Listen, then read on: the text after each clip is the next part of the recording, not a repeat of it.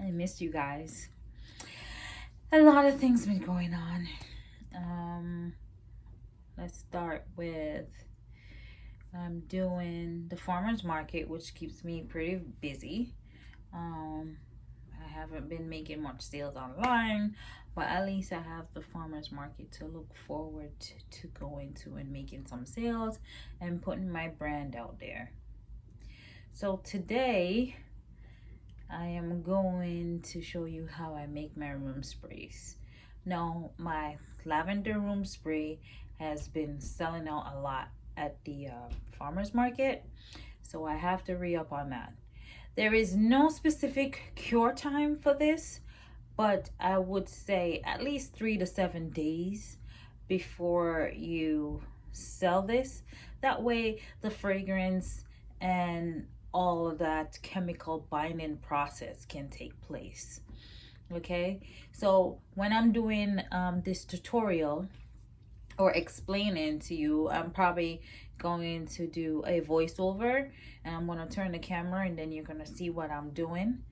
Okay, and then I'm going to show you my calculations. And where I got the calculations from was from ANN's, like, Be Scented. That's what I think she's called now, or what she named her channel or her company. I think she also sells fragrances as well. I started making room sprays last year, and it's been going well for me.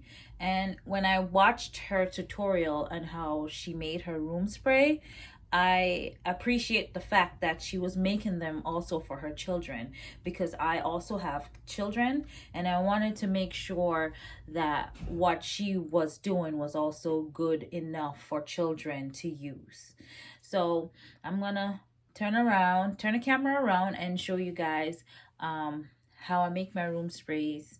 And actually, I'm just gonna do one on camera. I'm just gonna do the lavender on camera because that's the main one that I need to push out.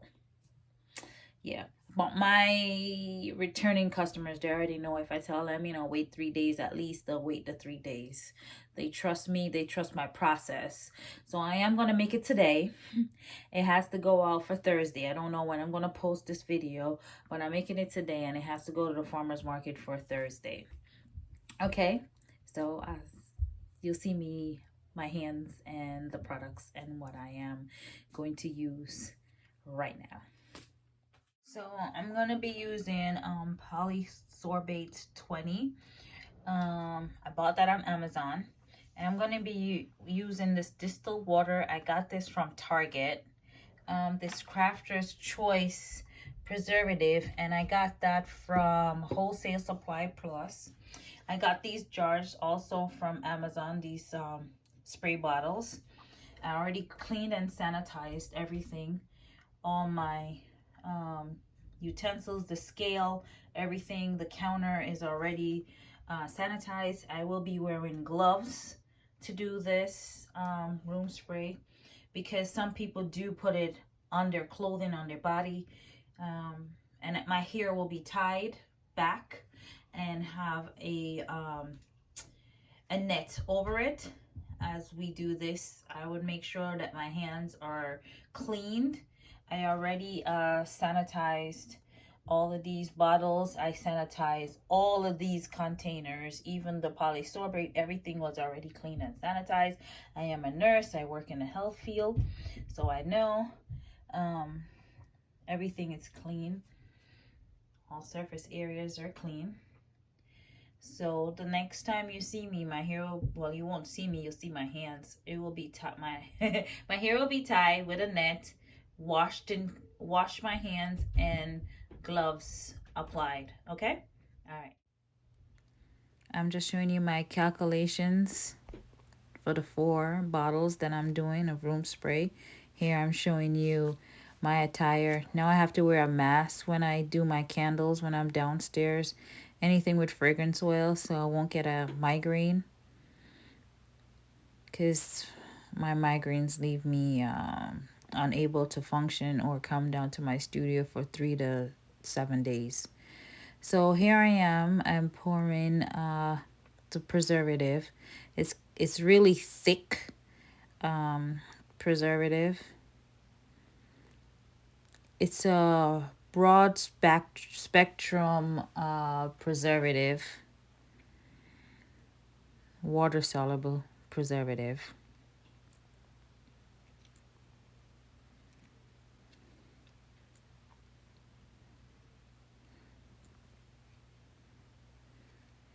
Next, I'm gonna weigh out the fragrance oil, and I was crossing my fingers, Royals, because I didn't have much left. I was like, please make it be enough to make these four, which it was a perfect amount. I still had a little bit left behind, but as I was pouring, I was praying that it was gonna work out. No, as I'm doing this, if you guys have any questions, you can go ahead and leave your comments on the description section of my video. I will try and help you out as best as I can. And next, I'm going to weigh out the Polysorbate 20. This is also a really thick gummy liquid.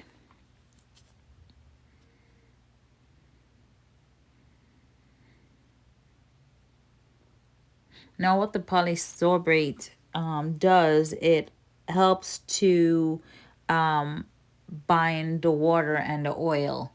So, water and oil does not mix. So, this chemically bonds, seal, help to make water and oil mix together. So it becomes a fluid mixture, even though you still have to shake your room spray. It still is a lot better than you see when you first pour your fragrance oil into the water. You will see it clumps up into little balls. You don't see that when you do mix your room spray up. It becomes totally liquefied and bind together, but still yet you still should shake it because it does separate from time to time. So here I am pouring the distilled water. Make sure you use distilled water. No, distilled water doesn't have all of those minerals and things in there. I don't know what else will be in like a pipe water. There's no lead or whatever chemicals to purify it. Now I just add a little bit of water to the gummy mixtures, which are both the Polysorbate 20 and also the preservative, because it's hard to pour it into the water. Now, this is actually the first time that I'm doing it this way. Usually I just pour it into the water one at a time, but I figured for the video it would be a longer process. So this was a trial for me.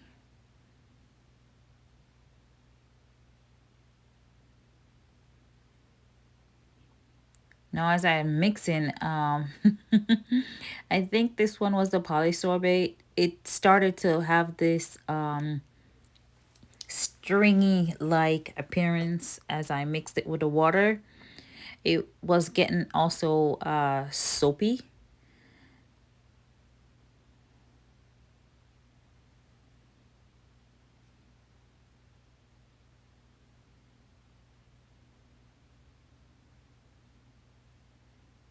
So then if you can see, I don't know if you want to widen the screen when you do watch, you see the little bubbles when I put the fragrance oil into the water. It just created bubbles.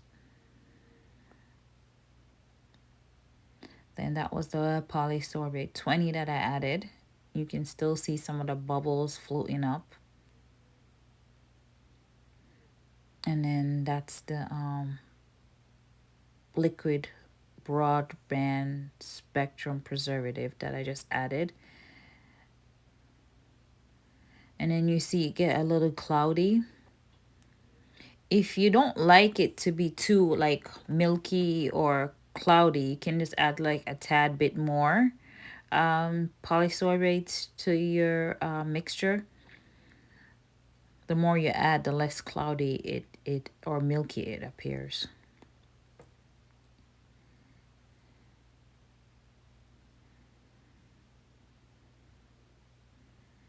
Now I'm just mixing all of the fluid together.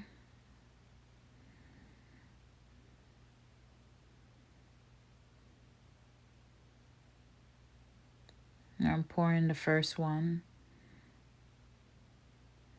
as I'm measuring it on the scale.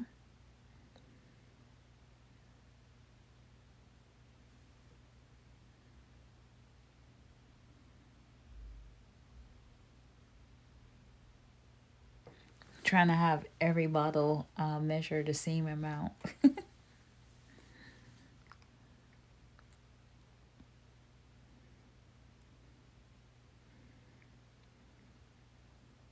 Now with the mask, I can't smell anything, which is kind of good and bad in a sense. But the fragrance does not affect me at this point, so that makes it good to me, because sometimes it be really, really strong. Now what I should have done in between each bottle that I noticed was stir the mixture, because as you're gonna see, the last one got a lot more of the heavier mixture,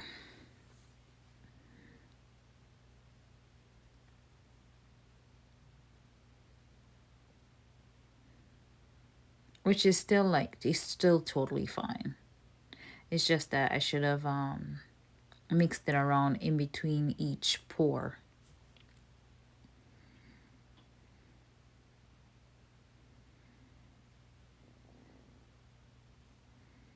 So my suggestion would be for you guys to stir in between each bottle. You learn. As you go through a process, you know, you learn.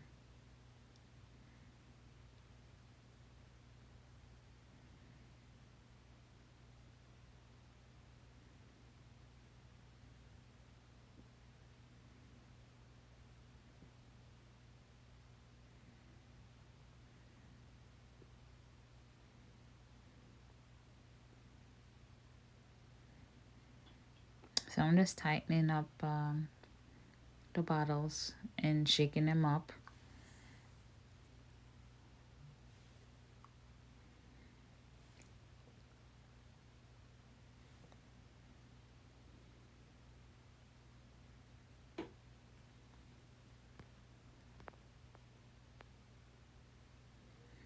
Now you'll see me here putting on the label.